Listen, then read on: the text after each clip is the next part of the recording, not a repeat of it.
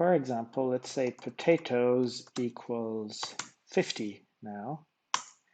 And we just want to run our calculation again. So now here's a shortcut.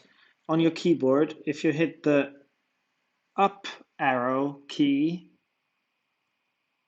I keep hitting, I get like the history of all the stuff I typed in earlier. So that's pretty convenient. So we don't need to type potatoes times bananas. We just hit up 2 times and we get the line we typed in earlier and 150. So how about we change potatoes back to something else, to 8, and 2 times arrow up, 24. Okay, so with the arrow you get the history of what you've been typing. That's pretty convenient. All right, next chapter, strings. Strings are basically words or collections of words. So this is a string. Okay, it has little quotes. This is not a string because it doesn't have quotes. Okay, so strings have quotes. It can be single quotes or double quotes. I don't think you can mix the two. No. Okay, let's make 2 strings. Let's make a string called eggs.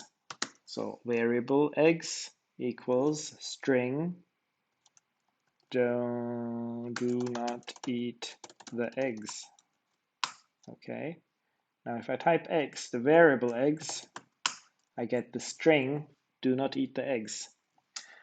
Let's create another variable called spam that equals the string wonderful spam. Okay, spam, whoops, spam, wonderful spam, eggs, do not eat the eggs.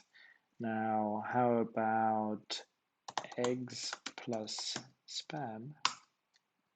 Oh, we get a new string, which is the concatenation, the mix basically of string 1 and string 2. But we want a space here, so we can do that like this, eggs plus a string of a space plus spam. Here we go. Or we could arrow up and have comma space, enter, to get this string. Okay, or we could add another thing, exclamation mark, and we get this string. Okay,